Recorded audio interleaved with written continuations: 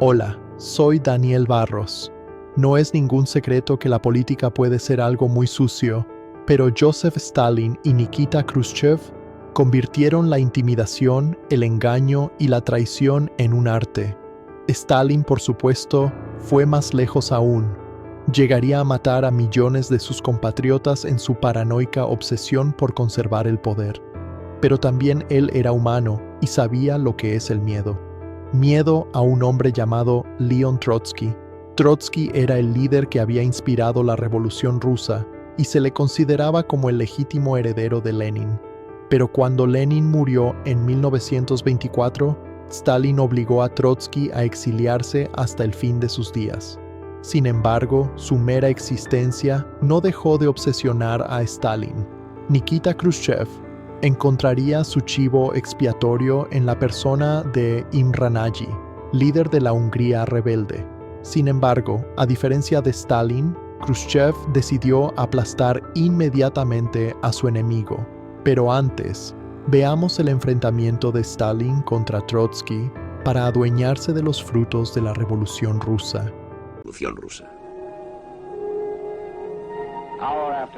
Hora tras hora, día tras día, con unas temperaturas de 20 grados bajo cero, van llegando ucranianos, mongoles y siberianos. Durante 5 días, millones de personas desfilan por la Plaza Roja. La nación rusa está de luto.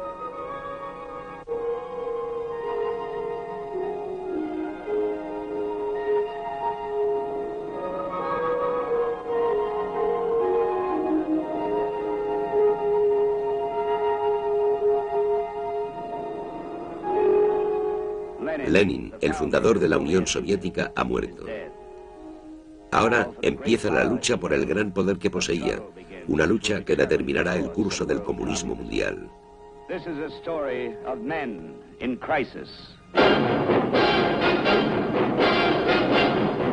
Poder contra poder.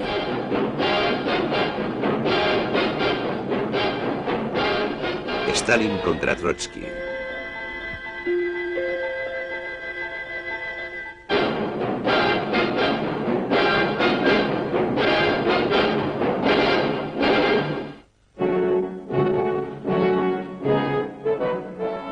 En 1940, la Unión Soviética cuenta con el ejército más poderoso del mundo. Y durante 2 décadas, el ejército y la nación han sido dirigidos por un solo hombre, Joseph Stalin, dictador absoluto de 200 millones de personas, soberano de un imperio que abarca 2 continentes.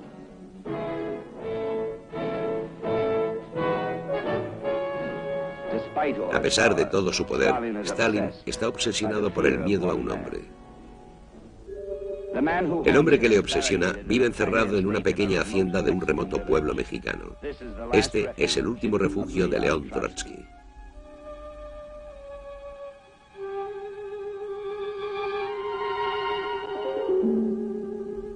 Expulsado del Kremlin, ha huido atravesando Europa y Asia. Despojado de su ciudadanía, su poder y su patrimonio, solo sueña con lo que podía haber sido, ya que una vez, hace mucho tiempo, estaba destinado a dirigir el destino de Rusia. Fue el profeta de la revolución que trataba de romper el yugo del zar.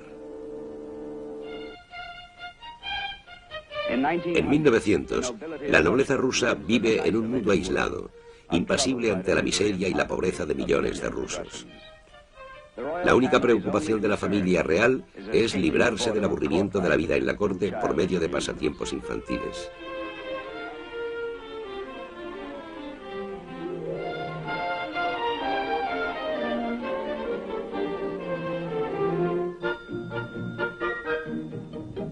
La monarquía se ha visto amenazada por la revolución, y aunque algunos revolucionarios han sido expulsados del país, el descontento crea nuevos líderes. Lev Davidovich Bernstein, un estudiante ucraniano aventajado, predica la revolución, inflamado por un desproporcionado idealismo. A la edad de 19 años, cuenta ya con un largo historial policial y siente admiración por los escritos de Lenin. Ahora se hace llamar León Trotsky. Huye a Londres y se une a un grupo fanático de comunistas partidarios de Lenin.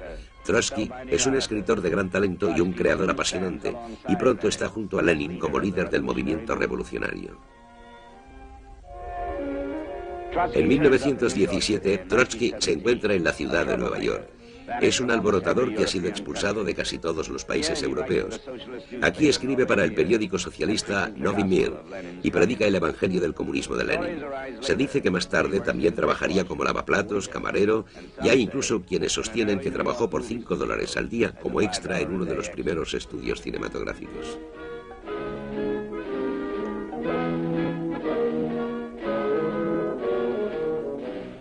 En Rusia, el nombre de un oscuro comunista aparece habitualmente en los ficheros de la policía. Joseph Dugashvili, alias Stalin. Es un hombre poco impresionante, que se concentra en las tareas rutinarias de la administración del partido y se convierte silenciosamente en un engranaje indispensable de la maquinaria comunista. Parece contento de seguir siendo un oscuro funcionario del partido.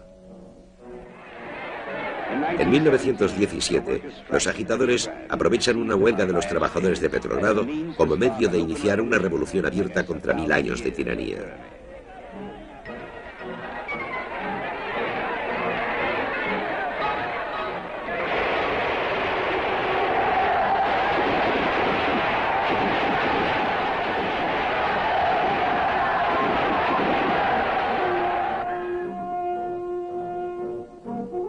En 7 días acaban con el imperio zarista. Durante meses, el destino de Rusia estará en la cuerda floja, guiado tan solo por un débil e ineficaz gobierno provisional. Lenin regresa a Rusia después de pasar 15 años en el exilio. Con un pequeño pero leal grupo de seguidores, está dispuesto a derrocar al gobierno y establecer el primer Estado comunista del mundo. Pero en cuestión de meses, el gobierno provisional le obligará a huir.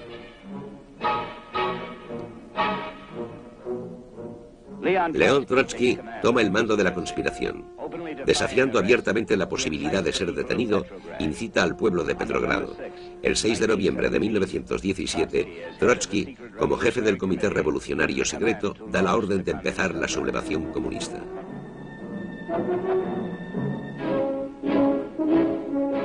Divisiones enteras desertan del ejército y se unen a la causa comunista.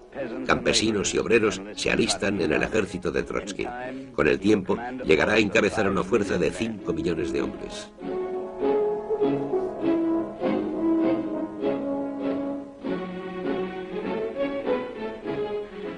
Durante 3 años de sangrienta guerra civil, Trotsky dirige a sus tropas desde un vagón acorazado de ferrocarril, corriendo de un campo de batalla a otro a lo largo de un frente de 7.500 kilómetros. Quien había sido considerado solo un intelectual erudito o un teórico soñador, demuestra ser un genio militar. Por primera vez en su vida, ejerce un inmenso poder. Siempre arrogante, ahora muestra abiertamente su desprecio por los hombres menos dotados.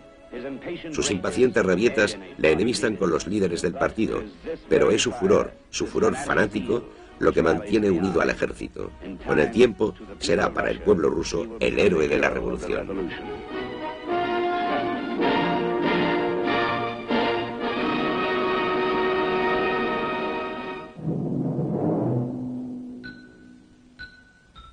Sin embargo, entre los líderes del Kremlin es considerado como una amenaza. A los principales oficiales soviéticos se les insinúa que un hombre arrogante con un ejército de 5 millones de hombres es peligroso. Los rumores contra Trotsky son estimulados por un oficial del partido tranquilo y de apariencia vulgar, Joseph Stalin. En 1923, en Rusia, la monarquía zarista había dejado paso a la dictadura de Lenin. Pero su vida, consagrada a la revolución, toca su fin. Sufre una enfermedad tras otra.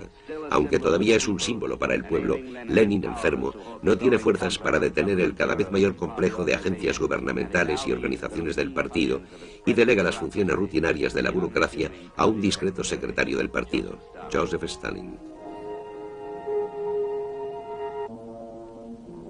Moscú es el centro de la Unión Soviética, escaparate del comunismo. Aquí, los burócratas del partido constituyen la nueva nobleza rusa, e igual que sus predecesores, también ellos viven en un mundo aislado.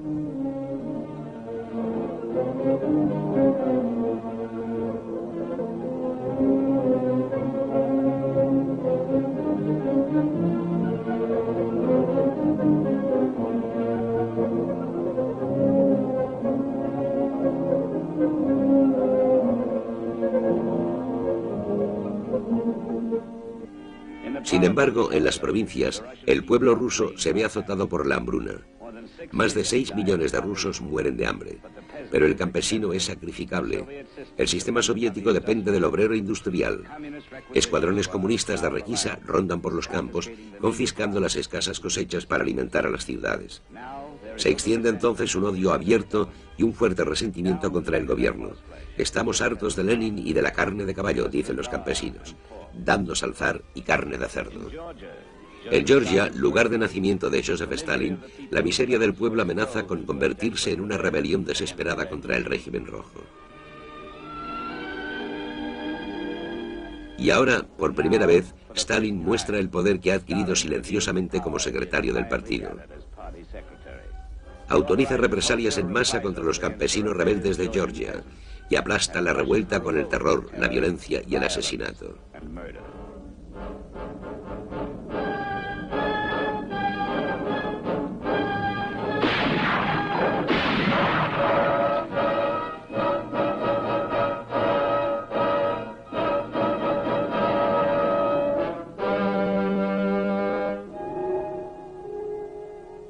Solo ahora, Lenin se da cuenta de que la brutal ambición de Stalin es una amenaza para él mismo y para el partido.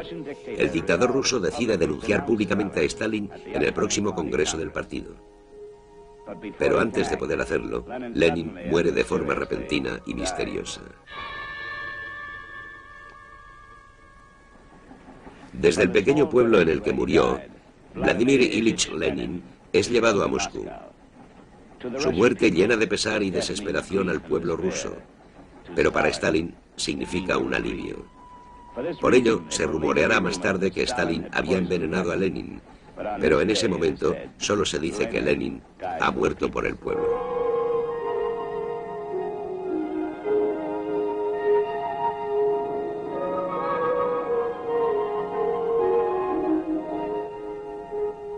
Stalin aún no se ha librado de la ira del dictador. En el testamento secreto que deja su esposa, Lenin exige la destitución de Stalin y nombra a Trotsky como único heredero. El testamento debe ser hecho público en el Congreso del partido.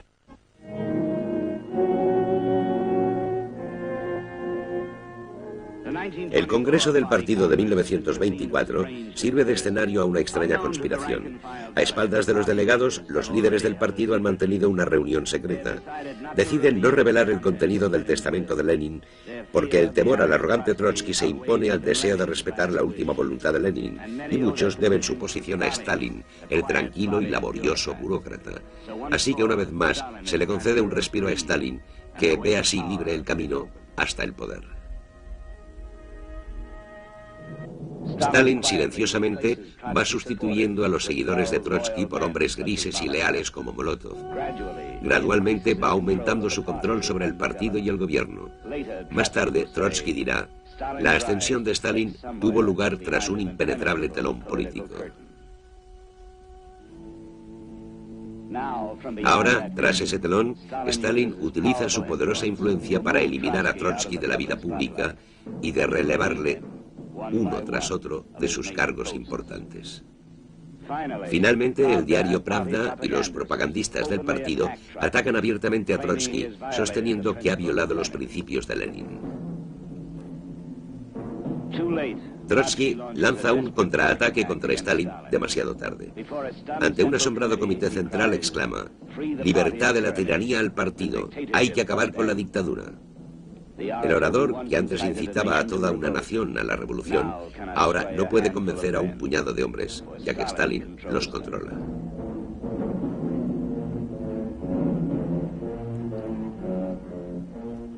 Trotsky es condenado.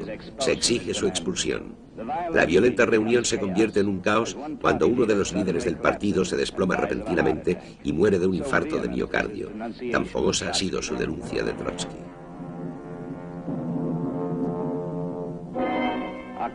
El 18 de octubre de 1926, el New York Times conmueve al mundo con la publicación en primera página del testamento de Lenin, que los ayudantes de Trotsky han sacado de Rusia. Pero incluso este golpe inesperado contra Stalin llega demasiado tarde. El 18 de enero de 1928, León Trotsky es enviado al exilio. Stalin, temeroso de la reacción pública, hace que la policía secreta secuestre literalmente a Trotsky. Pero ni siquiera Siberia puede silenciarle. Y un año más tarde es trasladado secretamente bajo guardia armada a Turquía. En Estambul, Trotsky es liberado con $1.500, el pago final a un revolucionario. En una isla solitaria, antaño habitada por exiliados reales del Imperio Bizantino, Trotsky alquila la destartalada villa de un rajá arruinado. Trotsky, aunque aislado de la política mundial, puede por fin hablar.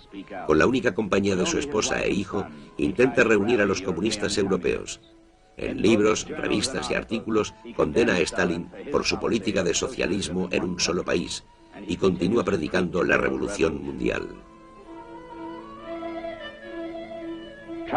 Trotsky encuentra poco apoyo explícito. Los miembros de base del partido reciben sus órdenes del Kremlin.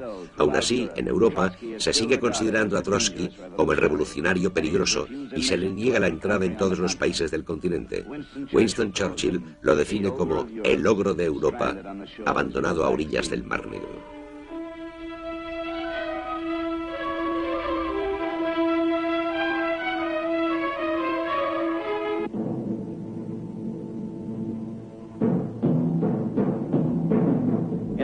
En el mundo comunista, Joseph Stalin es el dirigente supremo y un dictador puede crear su propia leyenda. Stalin determina lo que el pueblo debe creer. Para satisfacer sus deseos, cambiará el pasado. Una de las primeras cosas que hace es borrar a León Trotsky de la historia comunista. Trotsky, el hombre que ocupaba el segundo lugar después de Lenin, desaparece de los archivos, los libros y las fotos de la Unión Soviética.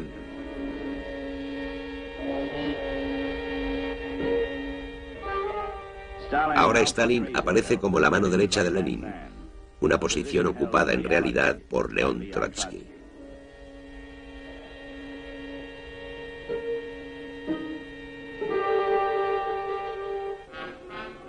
Stalin se cobija bajo la leyenda de Lenin. Se escucha una nueva consigna. Hoy Lenin es Stalin.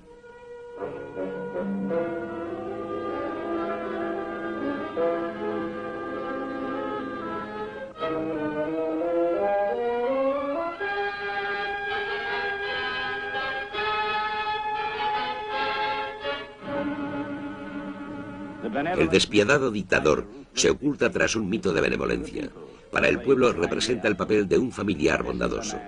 Pero Stalin purga a millones de campesinos descontentos, condena a educadores y escritores a los campos de concentración siberianos, destruye iglesias y templos y, uno a uno, ejecuta a los líderes fundadores del partido hasta que solo quedan dos, Joseph Stalin y León Trotsky.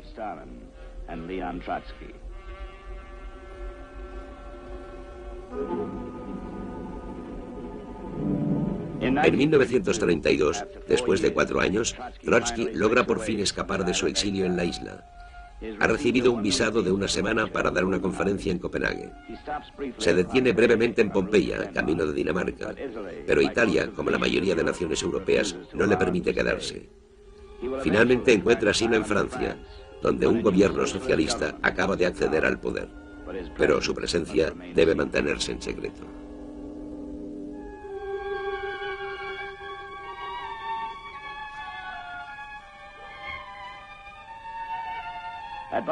En Barbizon, en Francia, en una casa aislada, Trotsky establece temporalmente su hogar, haciéndose llamar el señor Sedova. Pero a pesar de las precauciones, se descubre su identidad. Ahora, toda la facción política francesa exige la expulsión de Trotsky, y el inestable gobierno no puede negarse.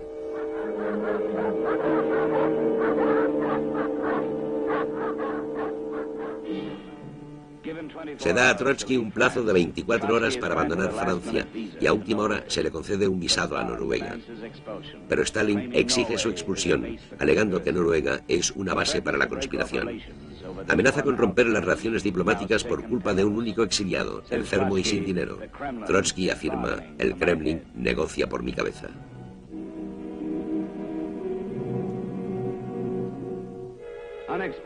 Inesperadamente, Trotsky es detenido, llevado a bordo de un carguero y deportado por un intimidado gobierno noruego. Inseguro de su destino, León Trotsky abandona Europa por última vez. Por fin le han obligado a marcharse al otro lado del mundo. En México, un pequeño grupo de seguidores dirigido por el artista Diego Rivera ha convencido al gobierno de que conceda asilo a Trotsky. A casi 11.000 kilómetros de Moscú, este será su último refugio. Rodeado por el poder de la Armada de la Unión Soviética, Stalin sigue obsesionado por el temor a León Trotsky. Pero tras 10 años acumulando poder e intensificando su control, Stalin cree ser lo suficientemente fuerte como para eliminar a Trotsky sin arriesgarse a una reacción violenta.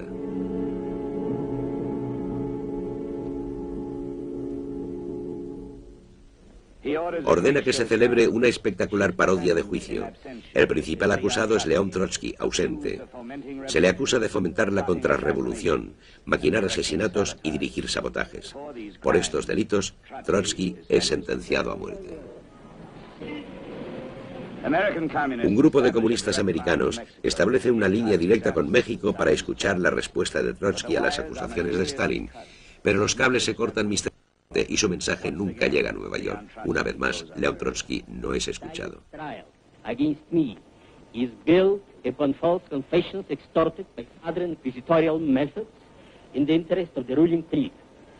There are no crimes in history more terrible in intention or execution than the Moscow trials of Zinoviev, Kamenev, or Petakov-Radek. His trials developed not from communism, not from socialism, but from Stalinism. That is from the irresponsible despotism of the bureaucracy over the people. Trotsky sabe que vive bajo la sentencia de muerte de Joseph Stalin. Comienza cada día con la misma broma siniestra. ¿Lo ves? Anoche no nos mataron. Uno tras otro, sus 4 hijos, que viven en Europa, mueren de forma misteriosa y violenta. Trotsky encuentra fuerzas en su odio. Es un hombre solitario. Trabaja en su último libro, una reveladora biografía de Joseph Stalin. Cada día inspecciona la casa que amargamente llama la pequeña fortaleza, comprobando las ametralladoras ocultas, los sistemas de alarma y las fortificaciones. Pero un agente stalinista, disfrazado de fiel seguidor, ya ha penetrado en las defensas de Trotsky. El 20 de agosto de 1940, mientras trabajaba en su despacho, León Trotsky es mortalmente herido, golpeado por la espalda con un piolet. Vive casi 24 horas más, pero el 21 de agosto de 1940, Trotsky muere.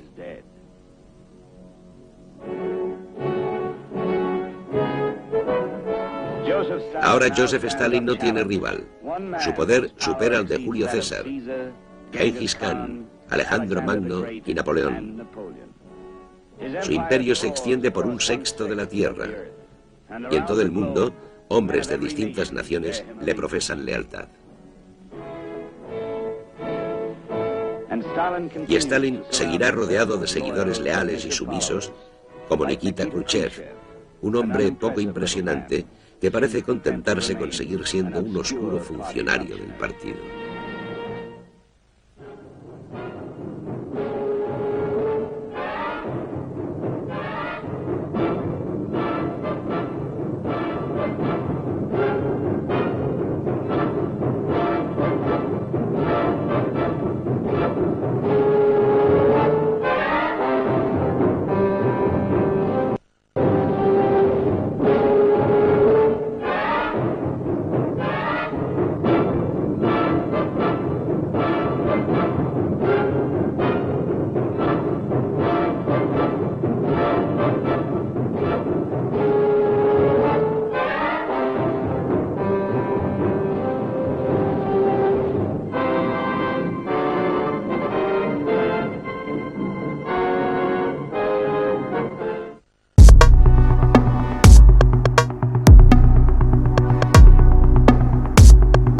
suscríbanse y activen la campanita.